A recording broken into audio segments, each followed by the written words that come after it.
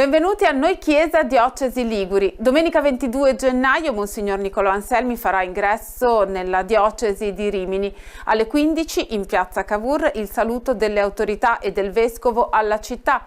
Seguirà un breve corteo fino alla cattedrale dove alle 16:30 avrà inizio la solenne celebrazione eucaristica che sarà trasmessa in diretta TV al canale 12 di Telepace e in streaming sul canale YouTube del cittadino di Genova. Nei giorni scorsi nella cattedrale di San Lorenzo a Genova si è svolta la celebrazione eucaristica con cui Monsignor Niccolò Anselmi ha salutato tante persone, quasi tutti i vescovi della regione ecclesiastica ligure, ma anche sacerdoti, seminaristi, religiose e religiosi, ma tante persone davvero che hanno voluto portare il proprio saluto ad un pastore semplice che ha saputo comunicare molto al cuore della gente. Allora vediamo su questo il nostro servizio.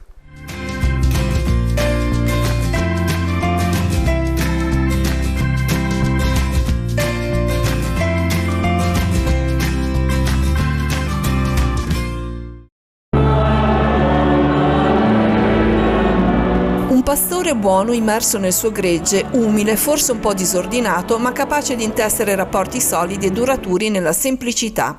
È il ritratto di Monsignor Niccolò Anselmi, per tutti Don Niccolò, espresso dall'affetto e dal calore nella cattedrale di Genova, gremita di fedeli. Il momento degli abbracci, delle lacrime, senza perdere di vista l'immenso dono ricevuto e donato, passato attraverso gli anni di ministero a Genova del vescovo ausiliario.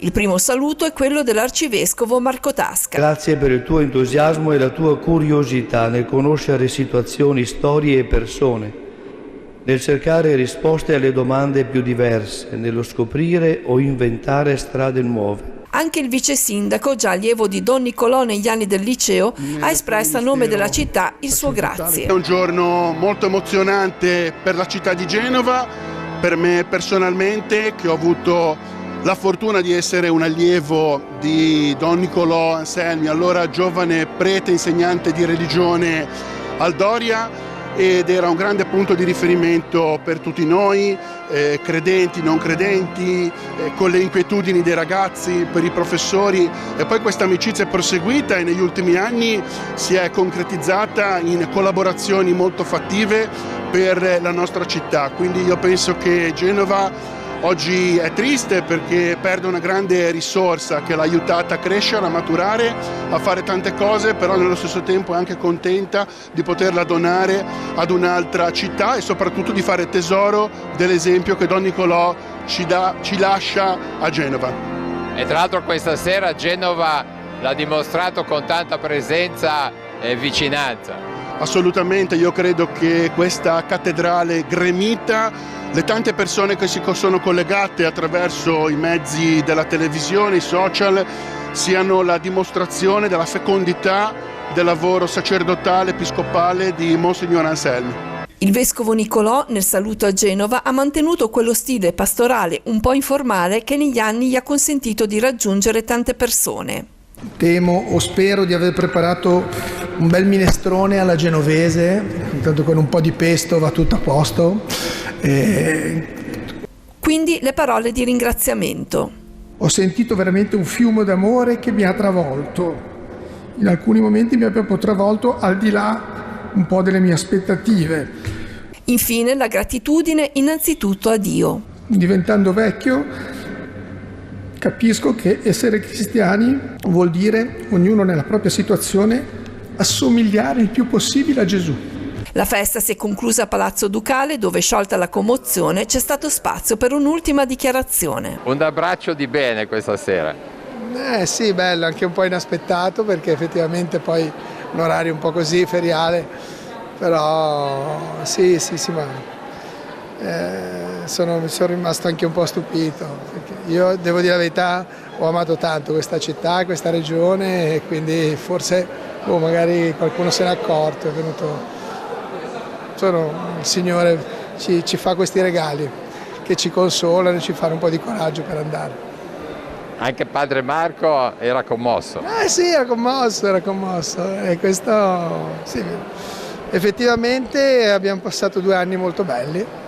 Lui che non conosceva poco di Genova, certe volte mi si è fidato e insomma io come potuto mi sono impegnato perché potesse veramente orientarsi nella nostra diocesi, ma mi sembra che ci sia riuscito. Poi lui è stato molto attento, con la sua saggezza che viene dalla sua esperienza, e poi ascoltando, però poi decidendo lui. Bello, 2 anni bellissimi. È stato anche un saluto affettuoso del vice sindaco e reciproco a tutte le autorità. Sì, in questi anni, cioè, nel senso, c'è stata veramente una collaborazione che è andata ben al di là dell'essere autorità, diciamo così, ma essere proprio dei collaboratori del bene comune, del bene dei cittadini, quindi è venuto fuori proprio anche tutto aver camminato insieme davvero. Un ricordo anche ai genitori che guardano da lassù e alla sorella che era presente, commossa anche lei. Certo, sì. Papà e la mamma penso che siano, la mamma è mancata da poco, ma penso che vegli su noi due, insomma, sentiamo proprio tanto la presenza, come tutti i nostri cari che sono in cielo ma sono ancora vivi e ci guardano. Rimini l'aspetta?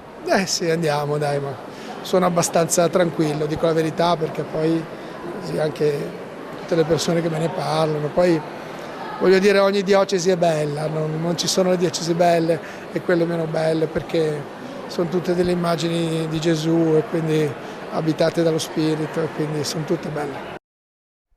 Restiamo a Genova per parlarvi di Incontro alla città, l'iniziativa culturale dell'Arcidiocesi di Genova che vuole porre sul tavolo alcuni temi di dibattito e di confronto in maniera aperta, in modo che tutti possano intervenire e che su questo possano essere avviati processi utili al bene comune della città. Si è parlato in settimana di giovani e di pace, con un occhio attento alle tematiche educative e a quelle del servizio. Vediamo.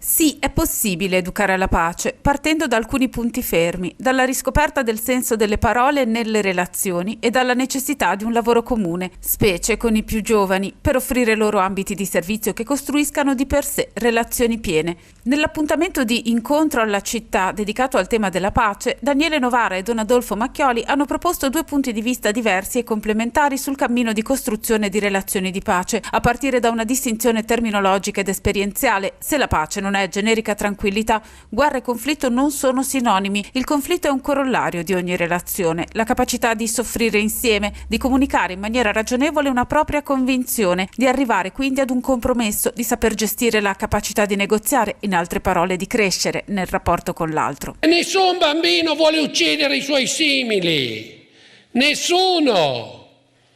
I bambini vogliono giocare tra di loro e nel gioco si crea tensione. Ci sono genitori che non chiamano più nessun bambino in casa perché litigano. Ma è un'assurdità.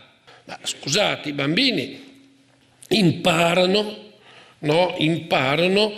nella relazione, nell'autoregolazione. Voglio un giocattolo, lo voglio, ma lo vuole anche lui. Cosa faccio? Cosa faccio? Lo vuole anche lui, quindi devo negoziare, devo aspettare, devo creare qualcosa. Ci sono strumenti, situazioni, luoghi dove questa possibilità fiorisce. Uno di questi è il servizio civile, istituito nel 1972. Se fino al 1990 questa scelta portava con sé uno stigma sociale, oggi appare chiaro come di per sé l'attività di servizio civile costruisca relazioni di pace, dove il conflitto è un passaggio verso la piena realizzazione di sé nella relazione. Assenza di guerra, assenza di conflitto, ma anche assenza di vita, no? Lo shalom è qualcosa di più forte di questo.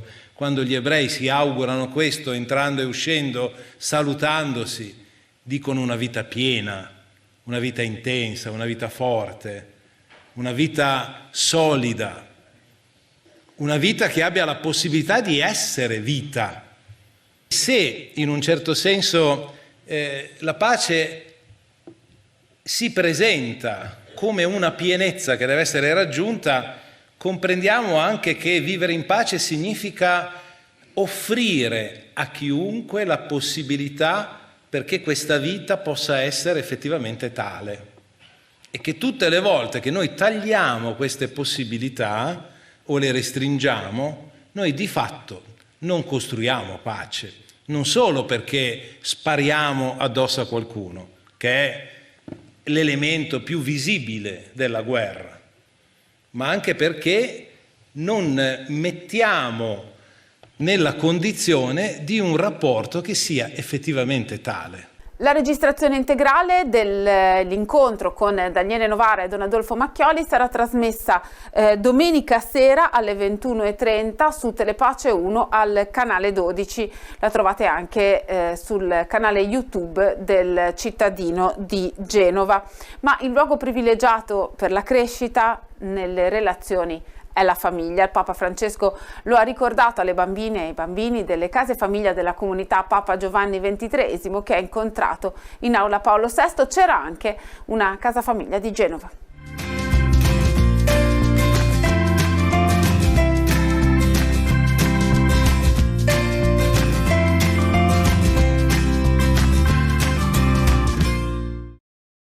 Con un cuore colmo di gratitudine, i rappresentanti della comunità Papa Giovanni XXIII sono andati incontro a Papa Francesco, che ha accolto in aula Paolo VI circa 700 bambini e ragazzi delle case famiglia. Il pensiero va al fondatore di questa realtà, Don Oreste Benzi, al quale il Papa si rivolge ad alta voce dicendo «Grazie Don Oreste». L'Assemblea risponde così. Il nostro responsabile generale Paolo Ramonda ha detto che Don Oreste, i bambini lo chiamavano Nonno Oreste, quindi ha chiesto anche a Sua Santità se poteva concederci il lusso di essere chiamato Nonno Francesco, Nonno Papa Francesco, no? Quindi dai, questo è stato molto bello.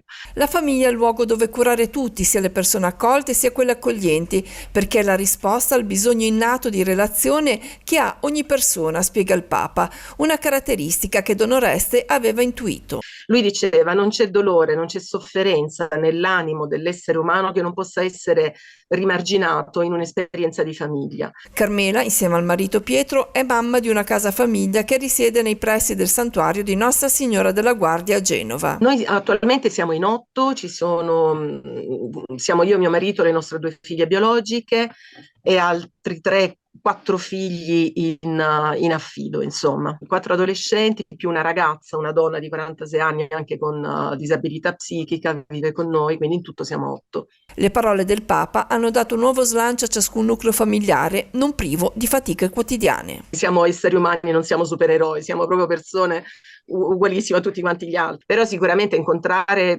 Papa Francesco, che comunque ti stimola, ti sprona comunque ad essere fedeli a questa vocazione bellissima che il Signore ci ha affidato, e ovvio che ti fa ripartire con un entusiasmo ritrovato e rinnovato.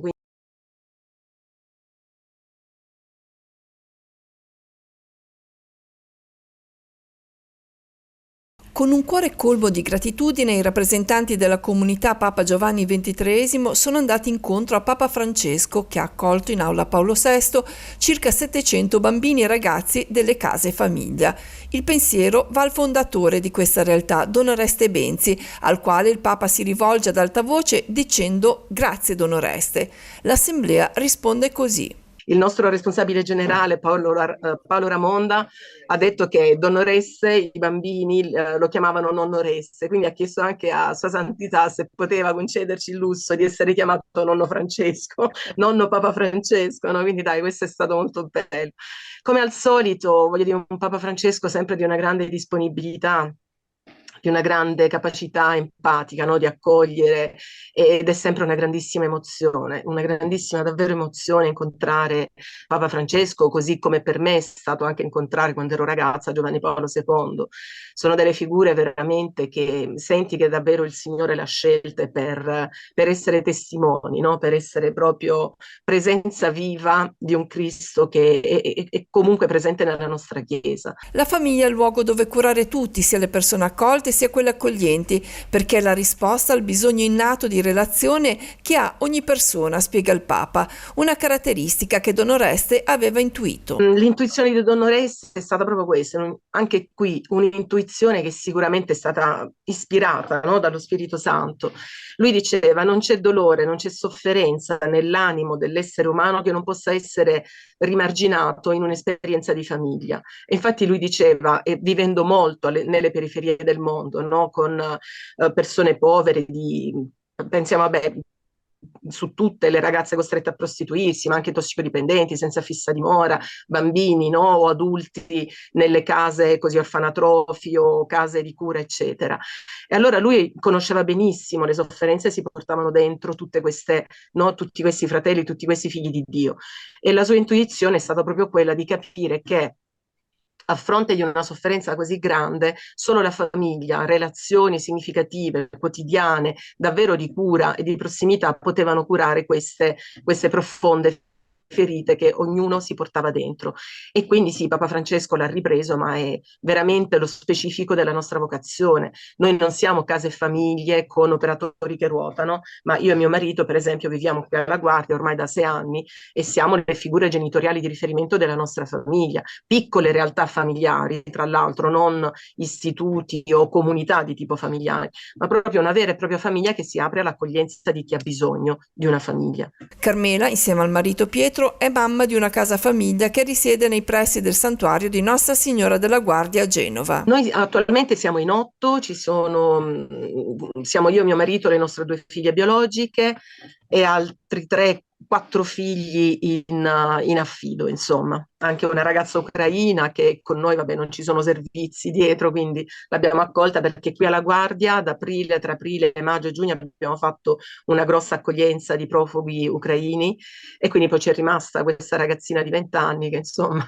si è affezionata ed è rimasta con noi. 4 adolescenti più una ragazza, una donna di 46 anni anche con disabilità psichica, vive con noi, quindi in tutto siamo 8. Le parole del Papa hanno dato un nuovo slancio a ciascun nucleo familiare, non privo di fatiche quotidiane. Tutti quanti, è inutile che ce lo nascondiamo, tutti quanti a volte siamo presi dalle fatiche, no, del quotidiano, poi soprattutto noi che viviamo qui alla Guardia, quindi andare su e giù con 5 adolescenti è una bella sfida quotidiana, quindi tra scuole, attività, eccetera.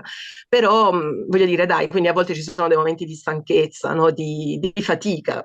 Voglio dire, siamo esseri umani, non siamo supereroi, siamo proprio persone ugualissime a tutti quanti gli altri. Però sicuramente incontrare Papa Francesco, che comunque ti stimola, ti sprona comunque ad essere fedeli a questa vocazione bellissima che il Signore ci ha affidato e ovvio che ti fa ripartire con un entusiasmo ritrovato e rinnovato. Quindi sì, è bello sentirsi compresi, e in questo caso da Papa Francesco e da tutta la Chiesa, poi non nella sua persona, e quindi proprio apprezzati e valorizzati nel nostro carisma, nella nostra vocazione. Perché a volte sembriamo un po' extraterrestri, no? Per le cose che viviamo, però insomma dai, questo momento ci ha sicuramente dato una marcia in più, una spinta, un vigore per continuare nel nostro cammino. Ora un appuntamento rivolto ai giovani. Domenica 22 gennaio alle 17:30 nei locali della parrocchia Santissima Annunziata in piazza Ugo Foscolo, la pastorale giovanile della diocesi di Savona-Noli invita i ragazzi dai 12 ai 30 anni a partecipare ad un nuovo incontro in preparazione alla giornata mondiale della gioventù che si svolgerà a Lisbona dall'1 al 6 di agosto. Un incontro che è rivolto non solo a chi ha già deciso di partecipare alla GMG, ma a tutti i giovani della diocesi, in particolare agli studenti delle scuole medie e superiori, e comprenderà alcuni laboratori suddivisi per fasce d'età. La serata si concluderà con la cena e tutto dovrebbe concludersi attorno alle 22. Ora torniamo a Genova e andiamo nei locali del seminario arcivescovile dove si è svolta la celebrazione eucaristica con cui il cardinale Angelo Bagnasco ha celebrato i suoi 80 anni.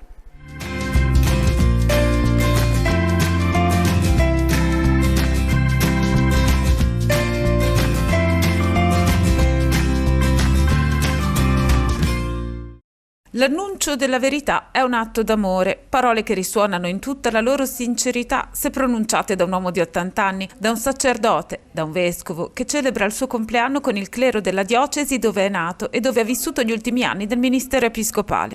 E poi, ovunque, in Italia, in Europa, oltre, ho avuto la grazia di andare nel nome di Gesù e per mandato della Santa Chiesa. Il cardinale Angelo Bagnasco ha pronunciato questa riflessione nel seminario di Genova in occasione del suo compleanno, circondato da una buona parte del clero diocesano genovese, guidato dall'arcivescovo padre Marco Tasca. Ha ricordato per brevi squarci la sua infanzia, il periodo giovanile negli scout e nella FUCI, la formazione, i superiori, i confratelli nel presbiterato e nell'episcopato, ma ha voluto rivolgersi in particolare al clero, invitando ciascuno a riscoprire la bellezza della propria ordinazione con una semplice ma decisiva prospettiva umana, prima ancora che pastorale. Più importante di quello che fate, ha detto, è quello che siete. Sentimenti di ringraziamento, di grandi addio per il dono della vita, della fede, del sacerdozio e per tutto quello che sotto la sua guida e con l'accompagnamento della Madonna ho potuto vivere in questi lunghi anni e continuo a vivere, a dire la verità, un po' per l'Italia, laddove nelle varie diocesi ci sono delle richieste che ben volentieri ho accolto e accolgo. E tante storie porto nel cuore, come è inevitabile per la vita di tutti, e sono storie di volti, fatte di volti, di nomi, di situazioni, a volte liete, a volte dolorose, difficili, però questa è la vita di ogni persona, di ogni uomo, quindi anche la vita di un sacerdote, di un vescovo. Sono molto riconoscente naturalmente ai miei superiori che hanno guidato la mia vocazione, mi hanno dato la formazione ecclesiale, ai papi che sono stati i miei papi fino ad oggi appunto, e poi ai vari arcivescovi di Genova e i formatori del seminario, perché nessuno di noi nasce da solo e vive da solo, ma siamo sempre dentro ad una storia a cui siamo sempre debitori, mentre cerchiamo di continuarla e di arricchirla con quello che possiamo. A tutti voglio esprimere la mia riconoscenza e voglio anche assicurare la mia preghiera. Spero anche di essere ricordato nella vostra. Grazie. E poi un invito, diciamo così, al prossimo 7 febbraio. Devo farlo io. Monsignor Arcivescovo questa mattina nella messa ha ricordato un altro appuntamento molto significativo per un vescovo, e cioè il 7 di febbraio saranno 25 anni della mia ordinazione episcopale per mano del cardinale Dionigi Tettamanzi. Celebrerò la messa, mi ha invitato a presiedere la Santa Messa in cattedrale quel giorno lì alle ore 18, e sarà per me un altro momento molto bello da vivere attorno all'altare e con una parte, con qualcuno che vorrà venire per pregare insieme e ringraziare per questa grande parte della mia vita nel segno del dono e della responsabilità dell'Episcopato. Grazie a tutti. Siamo nella settimana di preghiera per l'unità dei cristiani. Gli appuntamenti sono disseminati in tutto il territorio della nostra regione. A Tortona, nella parrocchia ortodossa rumena San Teodoro Studita, sabato alle 21 celebrazione dei Vespri presieduta dal parroco padre Catalina Todor, con la partecipazione del vescovo Guido Marini. Nella cattedrale di Tortona, martedì 24 alle 18 celebrazione dei Vespri presieduta da Monsignor Guido Marini, con la partecipazione di padre Gregorio Plescan, pastore della chiesa Valdo Metodista di Alessandria. Sempre a Tortona, mercoledì alle 17, Don Roberto Lovazzano presenterà il libro Giovanni Paolo II, profeta dell'unità dei cristiani, con l'autrice Grazina Maria Zaplak. L'appuntamento è nella Sala della Caritas. Le chiese cristiane della provincia della Spezia invitano alla preghiera ecumenica domenica pomeriggio alle 16 nella chiesa battista di Via Milano, con i messaggi del pastore Massimo Marottoli e del vescovo Luigi Ernesto Palletti. Sono previste poi alcune testimonianze. Nella diocesi di Chiavari, lunedì alle 19, l'appuntamento è nella parrocchia di Sant'Anna a Rapallo, nei locali parrocchiali per l'ascolto della parola e la condivisione a gruppi. Seguirà un buffet e alle 21 la celebrazione ecumenica. Nella diocesi di Albenga Imperia, mercoledì 25 gennaio alle 17:30, la Santa Messa di chiusura degli appuntamenti della settimana ecumenica domenica presieduta dal vescovo Guglielmo Borghetti nella cattedrale di Albenga. A Genova martedì 24 gennaio alle 18 nella sala Quadrivium incontro sul tema "Ancora una volta chiedo come si avrà pace", con il pastore Michel Charbonnier, membro del Comitato Centrale del Consiglio Ecumenico delle Chiese, e Luigi Sandri, giornalista e scrittore. Mercoledì 25 gennaio alle 20:30 nella Basilica di Santa Maria delle Vigne, incontro animato dai giovani. Concludiamo così il nostro appuntamento settimanale con Noi Chiesa Diocesi Liguri. Grazie per averci seguito, ci rivediamo la prossima settimana.